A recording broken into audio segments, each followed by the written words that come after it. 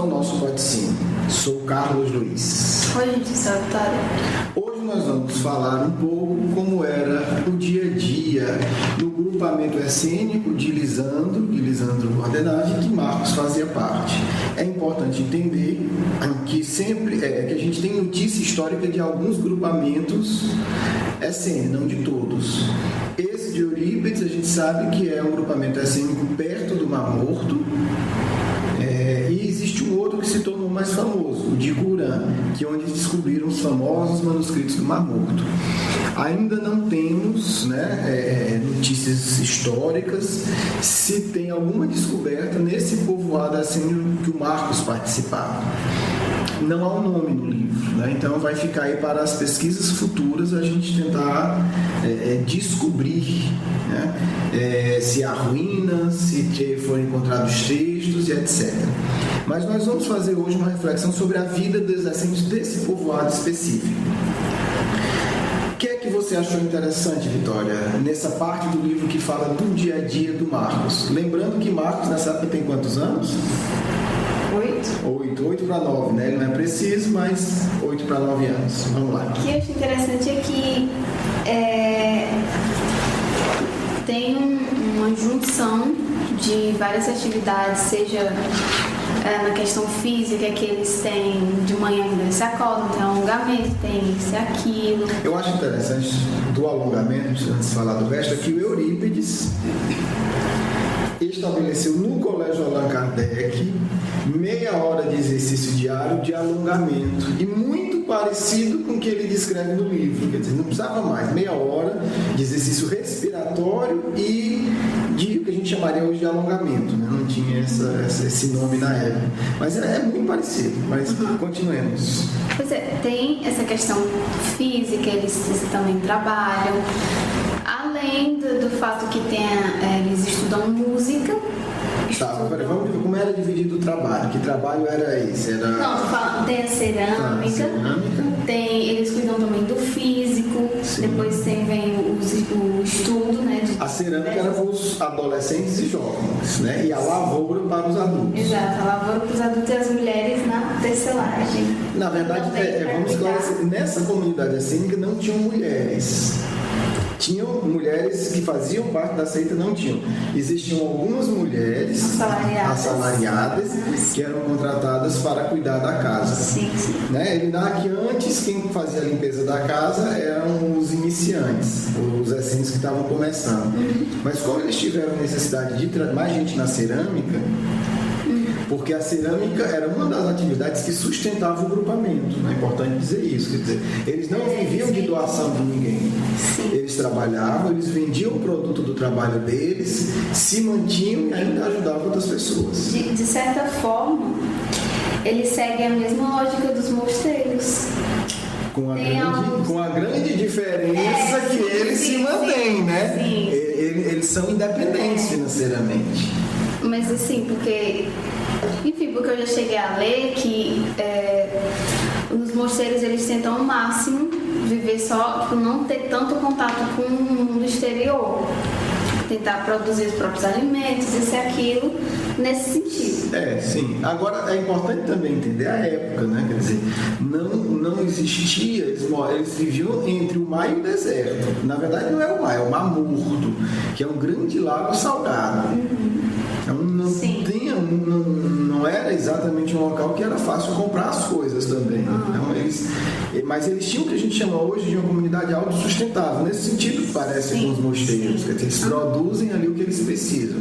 Mas ainda assim eles tinham a cerâmica, né, uma atividade de produção artística que ia para a venda. Com esses recursos eles se mantinham a farmácia, né, que eles tratavam as pessoas. Mas nessa farmácia eles não vendiam os medicamentos, era gratuito. Não por acaso, o receituário mediúnico de Eurípides Barçanufo, orientado por Lisandro Bezerra de Menezes, era também gratuito. Né? E não por acaso Eurípides também se tornou homeopata, mas a gente vai falar nisso mais na frente, né? num programa especial. Não era vendido, não, era gratuito. Quer dizer, eles se mantinham e eles mantinham, digamos assim, a caridade deles, eles mantinham o trabalho social deles. Sim. O que é um modelo que nós precisamos ter no movimento espírita. Porque do ponto de vista social é o modelo considerado mais avançado. Quer dizer, você tem uma obra social que se mantém. Porque quando você tem uma atividade social que está sempre dependendo de doação, você fica muito frágil. Sim. Porque os doentes chegavam todo dia. Então, é um modelo muito interessante. O que mais você viu aí pra gente, Vitória? As matérias de estudo dele. O que é que eles estudavam? Nos conte. Eles estudavam matemática, a vida das plantas. Sim, que seria o ramo da biologia, né? Matemática das plantas, astronomia, que merecerá um programa especial. Sim. E música. Música musical. Não por acaso, Eurípides gostava muito de música.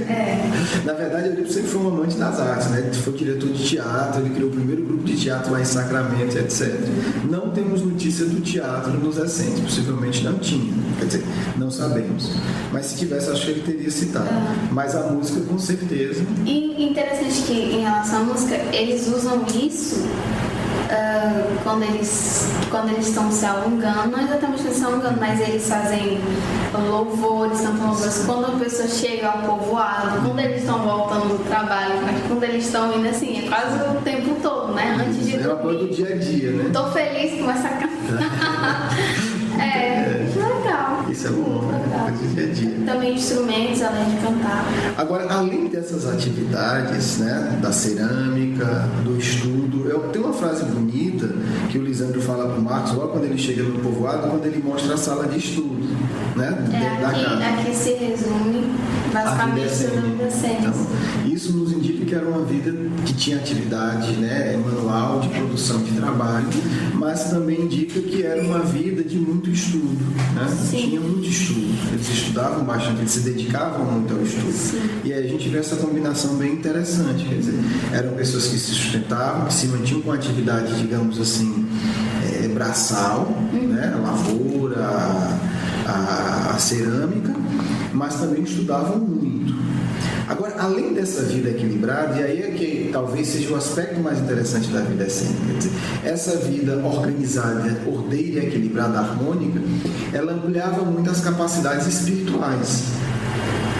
E, além disso, a gente vê alguns relatos, imagina que deva ter muito mais, as experiências espirituais, né, que cada um tinha. Sim. Porque num determinado momento o Marcos fica triste e o Lisandro diz: não se preocupe que hoje à noite você vai ver seu pai. Quer dizer, e aí, né, tem um dia bem interessante, onde Marcos é apresentado a tudo isso que a gente falou. E ele comenta, né? Curioso, eu acho que eu conheço tudo isso. Sim. E quando os amigos começam a apresentar o nome, ele diz assim: peraí, eu acho que esse nome não é estranho, né? Esse nome não é estranho, esse nome soa muito familiar. E à noite o Lisandro vai fora do corpo e pega o Marco com uma experiência muito interessante. É isso? Qual é essa experiência? Você sabe? Eles vão em Roma visitar o pai do Marcos. Também, né? Visitar também, porque é interessante, porque quando ele chega em Roma, o Lisandro vai apresentar Roma para o Marcos, os dois em espírito. Isso aqui é o fórum tal, aqui é o templo da deusa tal, e etc. Vocabulário, não sei o que. E é interessante a reflexão que o Lisandro faz sobre Roma. Quer dizer, naquela época, Lisandro já compreendia que o futuro de Roma estava comprometido, porque ele diz: infelizmente, meu filho, nós não sabemos por quantos séculos Roma continuará prisioneira do luxo, do excesso. Então, é uma viagem de turismo, digamos assim, turismo intelectual, de aprendizado cultural, de reflexões sobre o futuro de Roma, quer dizer, uma reflexão social e espiritual sobre Roma. E depois de apresentar tudo isso, eles vão para o local em que o pai do Marcos está preso. Você tinha comentado um trecho que achou interessante quando o Marcos estava ali? Fala aí pra gente. Eles chegam eles param em frente a uma construção muito luxuosa e lá dentro, mas assim, se sentia uma energia muito triste, muito pesada. O Lisandro mostra os escravos que estavam lá fora, né, cuidar da segurança de lá. O Marcos começa a pensar, fica triste, né, pensando, será que meu pai tá lá dentro? Aí o Lisandro diz: não te amargures, filho. Prepara-te para as alegrias do reencontro, a fim de que teu pai também receba os recursos necessários ao momento. As alegrias, por vezes, esmagam quando não são bem dosadas. E eu acho que, exatamente, acho que isso expressa muito a vida essênia, né? E a vida de Eurípides também, quer dizer, a busca sempre do equilíbrio emocional. Mesmo na alegria. Mesmo na alegria, ter esse cuidado. Ter esse cuidado com a vida emocional, porque no final das contas o que vai proporcionar as experiências mais profundas e espirituais é o equilíbrio emocional, né? E aí eu lembro agora de um momento que o Chico Xavier estava muito mal e etc, e vai pedir ajuda e pede para o Emmanuel pedir ajuda para Maria de Nazaré, para ele. Se você estiver lá com ela, pede ajuda. Ela por acaso, caso você se encontre aí, pede uma ajudinha para mim, por favor. O Emmanuel vai, a vida continua, não sei quanto tempo o Emmanuel chega e diz o seguinte: Chico, não sei como chama, acho que ele deve chamar Maria de Nazaré, enfim.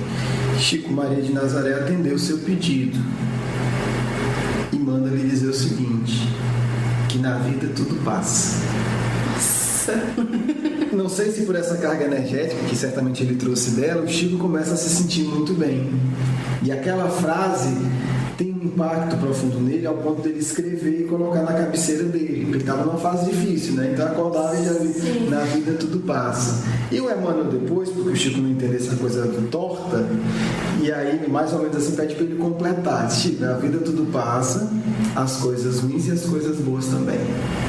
Nossa. Quer dizer, no final das contas é a mesma coisa. Quer dizer, não te empolga demais e não fica deprimido, entristece demais, né? Porque é essa compreensão da transitoriedade. Então, se eu tenho um excesso de alegria, isso não é bom.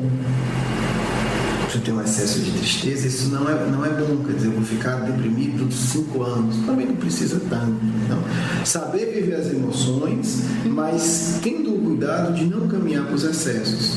Outro dia eu vi uma entrevista, até no outro podcast, de um homeopata, um excelente programa, do Pode Ser, e aí ele fala também, conta a história de uma criança, não sei se o filho dele ou uma criança que ele atendeu, que ficou tão eufórico, tão feliz do dia do aniversário, que adoeceu. Nossa. Interessante, né? Aí eu achei engraçado, sabe aquela coisa tão, meu aniversário vai vir todo mundo e tal, adoeceu. Então eu acho que o Lisandro tem razão, né? Mesmo do ponto de vista aí da homeopatia. Sim. Quer dizer, esse equilíbrio é uma busca, e a gente tem que ter cuidado, porque hoje se vende uma ideia falsa de que a felicidade é o excesso. O excesso de prazer, o excesso de satisfação, o excesso de consumo, o excesso de comida, o excesso. E o que o excesso traz sempre é a dor. Leon Denis vai colocar isso no grande livro O Problema do Ser, do Destino e da Dor. Porque a dor vem para corrigir o excesso. Se a gente imaginar a nossa vida, a gente em algum momento fez um excesso e sofreu a dor. Tem uma frase que eu já vi, não sei se é no Evangelho, no livro dos Espíritos, que faz: tudo que o homem traz para si, que não necessita, né, ou seja, o excesso, se transforma em sofrimento. Exatamente. Exatamente, é exatamente isso. Quer dizer, esse desequilíbrio, né, vai sempre ser corrigido pelo sofrimento, seja onde for, né? Até o que a gente chama de excesso de amor, né? Não é bom, é doença. Não é amor verdadeiro, porque ninguém nos ama mais. Não vai chegar. Não é excessivo. Ele é equilibrado, né? Porque o que eu digo é o seguinte: às vezes as pessoas, não, é porque eu amo. aí faz as maiores besteiras. Eu digo, olha, eu não vou discutir o tamanho do seu amor, porque é uma área muito sensível. Agora, eu acho que ninguém ama mais do que Deus, até onde eu saiba.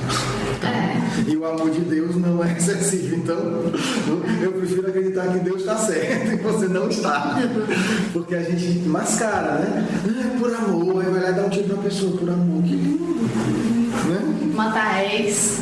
Um ciúme doentio, né? Porque ciúme já é doente, não é ciúme é muito doentio. É amor. Calma, né? Vamos com calma.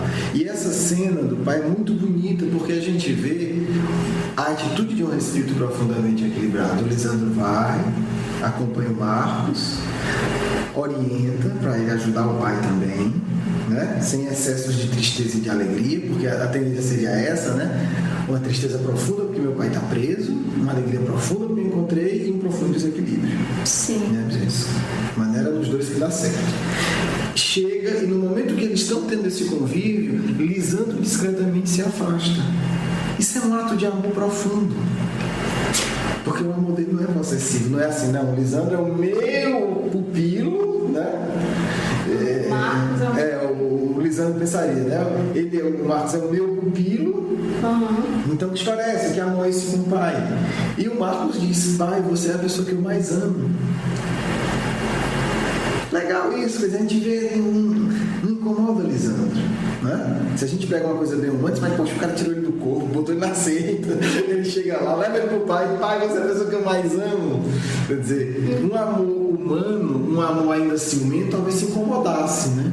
Sim. Mas como? Não sou eu que ele mais ama? E o Lisandro carinhosamente se afasta ali, claro que acompanha tudo pela percepção, mas para dar um senso de dizer assim, olha, é a sua relação com ele, eu respeito, eu lhe amo tanto, eu lhe amo tão equilibrado e profundamente, que eu lhe proporciono esse momento com outra pessoa que você ama também profundamente. Entendeu? Não há uma disputa de amor, né? Não há uma disputa de atenção. E aí a gente vê o que é um amor maduro, né? Sem os excessos. Sim. Ele leva, proporciona, deixa ele lá, e aí o Marcos e o pai têm todo esse espaço. Depois ele diz, está na hora de voltarmos. Isso é um amor equilibrado, né? Onde você não sufoca o outro, onde você não tem ciúme, onde você não disputa a atenção do outro, onde você proporciona para o outro o que é melhor. Para o Marcos, 9 anos de idade, sentindo falta de tudo, era muito importante aquele momento, né? A sós, entre aspas, né? Ali, aquele momento particular com o pai. É muito bonito esse trecho, porque em nenhum momento o Lisandro intervém, né? Você faz assim, você faz assado, e fala, não, ele entrega e diz, né? Viva o seu momento, eu estou aqui esperando, vá lá, viva, é importante para você. Acabou, vamos voltar. Quer dizer, né? Não há um controle. O Lisandro não tem essa necessidade de controlar o encontro. Marcos diga isso, Copônio diga aquilo, porque ele está numa posição espiritual que ele poderia, ele tem poder para isso.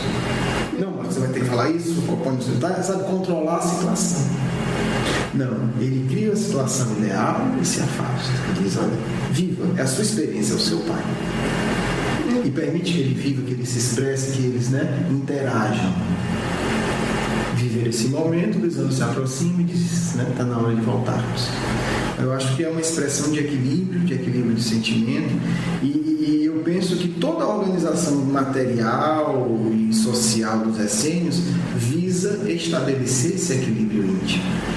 E aí esses espíritos educados verdadeiramente na emoção por uma vida equilibrada tem plena capacidade de dar muitos testemunhos, porque não se abala por pouca coisa, né, na nossa linguagem, né? Não vai ser uma tristeza, não vai ser um acidente, não vai ser uma morte. Eles sentem, claro, a gente vai ver, mas é um sentimento verdadeiro, profundo e que está sempre em busca do equilíbrio. Não é que a gente deva fingir ser equilibrado, não.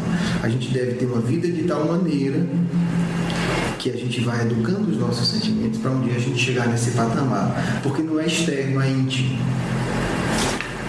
E eu acho que é uma das grandes, né, lições que nós temos desses espíritos. Me despeço, vamos para a nossa segunda parte. Um grande abraço. Tchau, um beijo.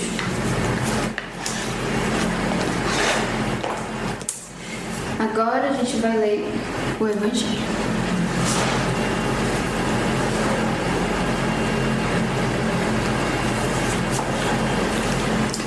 Capítulo 16. Não se pode servir a Deus e a Mamon. Instruções dos Espíritos, a verdadeira propriedade. O homem só possui em plena propriedade aquilo que lhe é dado levar neste mundo. Do que encontra ao chegar e deixa ao partir, goza ele enquanto aqui permanece. Forçado, porém, que é a abandonar tudo isso, não tem das suas riquezas a posse real, mas simplesmente o usufruto. Que é então o que ele possui? Nada do que é do uso do corpo, tudo que é de uso da alma, a inteligência, os conhecimentos, as qualidades morais. Isso que ele traz e leva consigo, o que ninguém lhe pode arrebatar, o que lhe será de muito mais utilidade no outro mundo do que neste. Depende dele ser mais rico ao partir do que ao chegar, visto como, do que tiver adquirido em bem, resultará a sua posição futura. Quando alguém vai a um país distante, constitui a sua bagagem de objetos utilizáveis nesse país. Não se preocupa com os que lhe seriam inúteis. Procedei do mesmo modo com relação à vida futura. Aprisionai-vos de tudo que lá vos possa servir.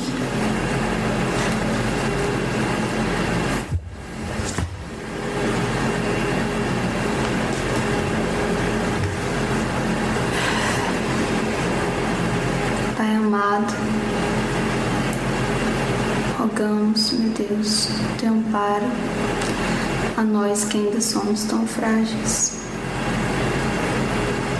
Pedimos a presença dos Espíritos amigos para que agora possamos receber uma bela mensagem de auxílio. Amém.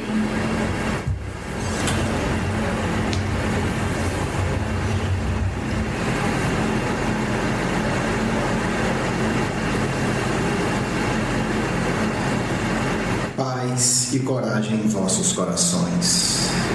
Os princípios essênios são de plena atualidade, validados pelo ensinamento espírita estruturado pelo grande codificador Allan Kardec.